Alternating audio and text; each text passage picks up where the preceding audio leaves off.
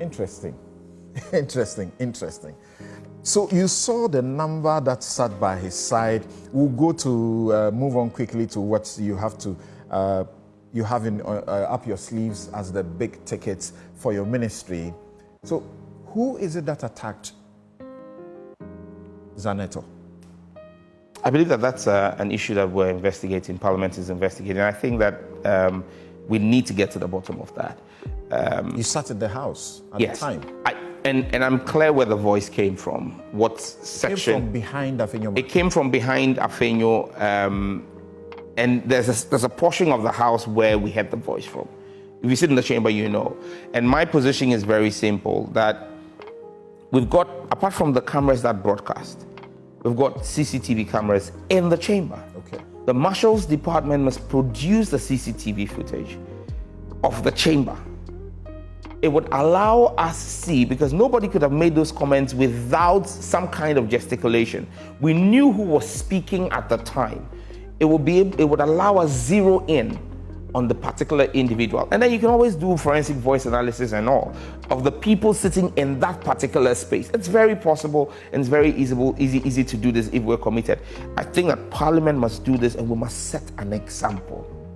Many have pointed fingers at the Bosome Freho MP, Naana Opoku, and some have pointed at Abu Jinapor. He has come out to apologize. Naana Opoku has also come out to say that he's not the one who did it. I think the investigation will settle it. If we are committed as Parliament, and many times we have a tendency to push things under the carpet because it's us. It's internal, but I think that this is one of the watershed moments where Parliament must distinguish itself and say the right thing ought to be done. Are you embarrassed by it? Absolutely. So you encourage your members who saw the particular person to point them out? Absolutely. It's the honorable thing to do. We bear the title honorable. That conduct was dishonorable. I mean, the reference to make to the Honorable Zanetor Agyemang Rawlings in reference to her father. A point that President Akufo-Addo had to call Jerry Rawlings founder of the Fourth Republic. Absolutely. So, I mean, that's why I'm saying we need to isolate this, because it casts a slur on all 275 members currently sworn in Parliament. It casts a slur on all of us, especially all those present in the chamber that day.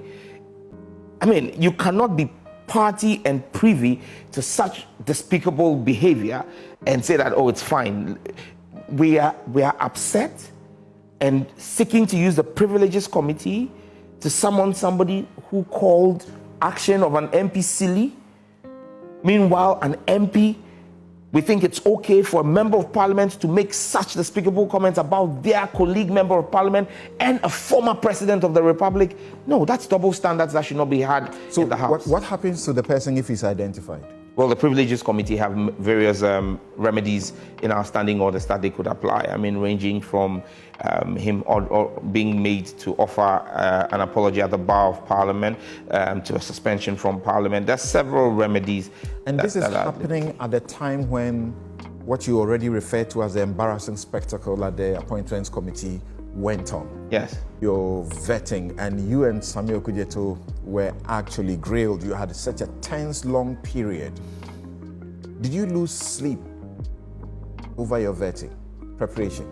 None whatsoever. I was fully prepared for it. All the information you were giving about your ministry, you didn't have to go and read over and be on top better? Something, I mean, yes, you would read, because in the technology space, things are evolving on a daily basis and there are new issues that come up every day. So yes, but I mean, the fundamental issues of the ministry, at being on the oversight committee for the last 8 years, before that served on secondment to the Ministry of Communications under my boss, Omani Boama, for about 2 years, at being at NITA for 4 years preceding my coming into Parliament on the board. So there is some kind of institutional knowledge there. So yes, I took refresher notes. I took briefings from all my heads of agencies, but loosely, no, I didn't. You didn't? Not at all. So did you realize how Roxanne Nelson Dafe-Amapo had to come to your rescue to neutralize some of the legal landmines that were placed in your way by Afenyo Maki? Roxanne is a brother's brother. And I mean, I cannot express my gratitude enough to him for trying very spiritedly to cure some of, for want of a better phrase, mischief that Afenyo tried to throw my way. But again, I mean, myself and Roxanne came into Parliament on the same day. We share setting a spirit de corps. In the 8th Parliament, he sat 3 from me. We constantly done a lot of work together. And even in his comments, when he was going to ask me questions, he spoke about a group of 7, and mentioned the names and the things that we had done. And for me, I'm excited because that group of 7, almost every one of us who literally worked our sock off in the 8th Parliament has found expression in one way or form or another in leadership.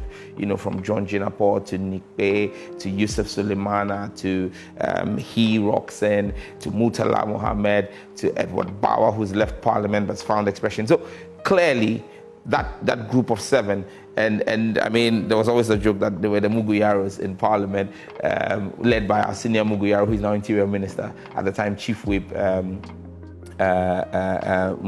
Muntaka Mubarak.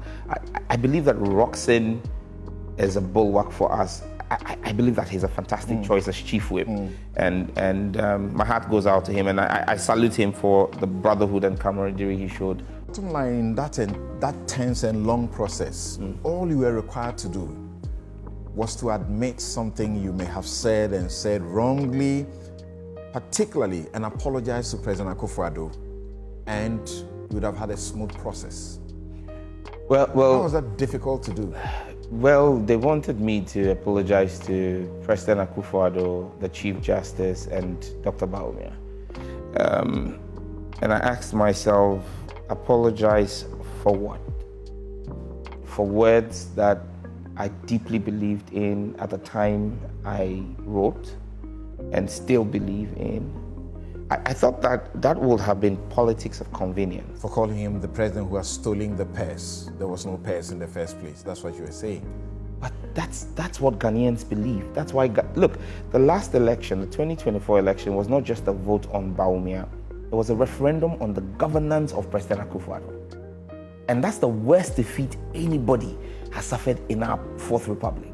So clearly Ghanaians hold the view. Look, you just need to speak to people like former Chief Justice Ofai Akufo, whose pensions and investments have literally been stolen, dissipated by the Akufo-Addo regime. So if we say that Ghanaians feel they've stolen the purse, those who were hurt by the GDEP, who got the haircut, those who have died as a result of the pain and the lack of ability to then buy their medication, they hold that view as well. And so I felt that it would be placating the ego of one man at the expense of the pain of hundreds of thousands of Ghanaians and millions. Don't forget, the Ghana Statistical Service pointed out that almost 8% of our country had been pushed below the poverty line by a result of the DDEP.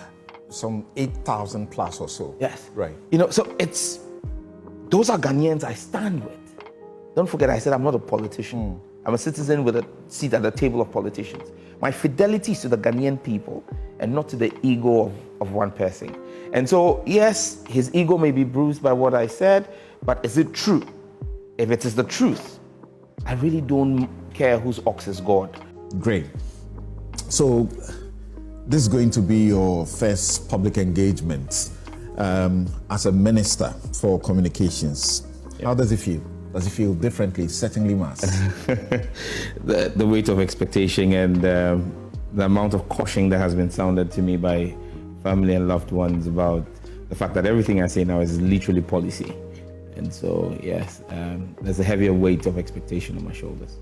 So it's not really a question of joy, but burden, responsibility, fear, or a mixture?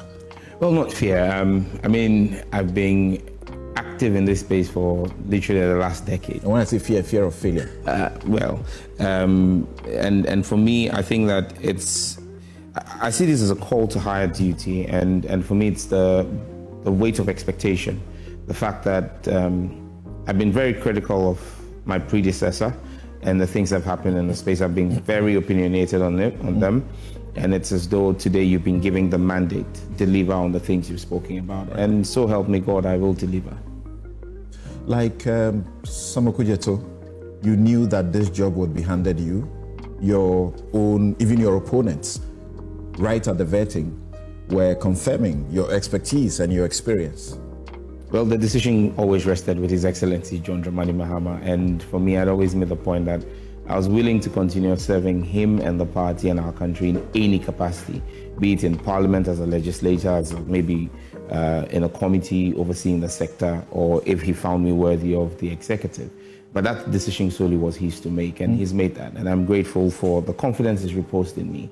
I believe I'm going to be the youngest member of his cabinet. And for me, it adds a new layer of expectation to deliver and show that he was right in making the call and making that decision. So that's the burden you feel. That's the obligation. Must be enormous. Our Lord Jesus says, bring your burdens to me and I'll make your yoke lighter. We're at a time when there is a lot of crusade for youth to be given an opportunity. Sure. And you must represent that face. Absolutely. I see myself as a vanguard for the young people of our country. I keep saying that, I've always said that I'm not a politician. I'm just a citizen advocate who has a seat at the table of politicians. And so I've never tried to be politically correct. I've always tried to be correct by my conscience and my belief. And so, because I believe that that's what we need to drive this country forward. And so for me, I believe that many young people, and I believe on Thursday, I was called by the Public Affairs Department to come and speak to kids from Tema International School. Later I found out that Sarkodie's daughter was even one of them. But I was in awe at how much about me this 9 to 12-year-olds knew, and the kinds of questions they asked me about my personal life. And they said to me, you are our role model. Now for kids to say that, 9-year-olds to say that to you, lets you know that you cannot sleep up, because it's not about adults who have already formed their impressions. It's about young people who are who are highly impressionable, forming and building their character, trying to model that around you. It adds a new weight of expectation. We'll get to that shortly to talk about your big plans for that ministry. And I also know that this kind of transition may not be that easy. It may be a little difficult. I remember here at the multimedia group when there was the rollout of the paperless, sort of system. But out of the 10, we now have 10 nominations for deputy ministers. Yes. For the 23 ministries.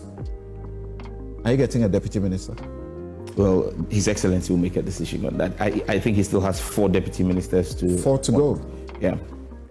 People, including your colleague Vincent Asafwa, he's suggesting, like Afenyo King did a while ago, that the president should just abandon his 60,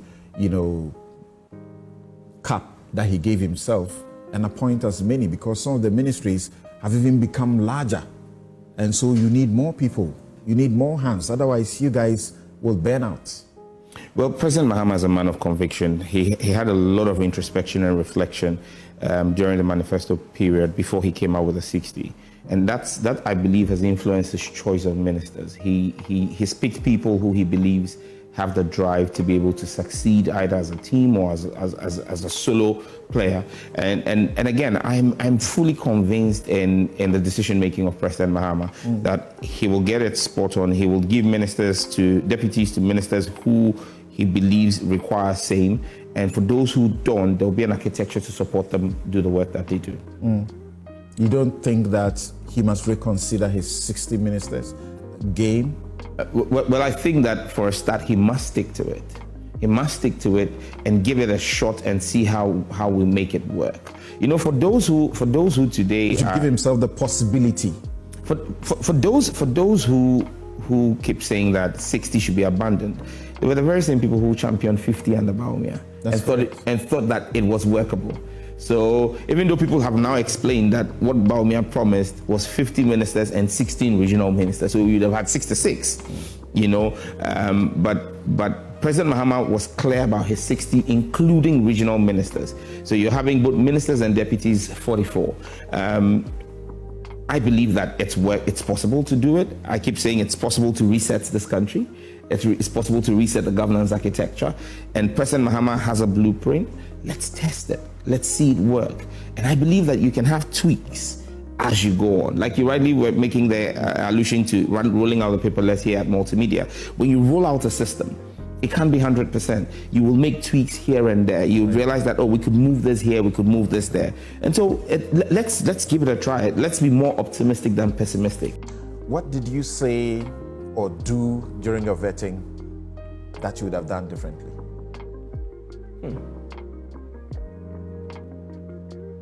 Nothing readily comes to mind. Because I think I'm comfortable with the responses I gave. Should I have thrown a few more jabs? Maybe. but I think that may have led to further things. So I think I'm happy how it went. And I think that the responses I got from a wide spectrum of people across the political divide speaks to the fact that many people were happy that for once they saw a politician stick to his convictions and his guns, irrespective of what the consequences will be. They were happy that when it came to the few times I was asked technical questions about my ministry, I showed a certain depth of understanding of the sector. And so I believe that it was a very good vetting. Like Okudzeto has said, I don't mind a second. Reflection on your use of language, at least, because you were being batched here and there about your use of language. Jerry Ahmed had questions for you about your use of language. You had used common sense, and the chairman asked that should be expunged. Out. Yeah, I mean, and I obliged the chairman. I said to him out of respect, but again, let's really ask ourselves, if you say common sense, how insulting is common sense? When you say that something doesn't make common sense. I mean, we've borrowed this democracy from other places. We listen to the debates in the English Parliament. The use of common sense would not be frowned upon by the English Parliament. But once it was frowned upon here, I redrew it.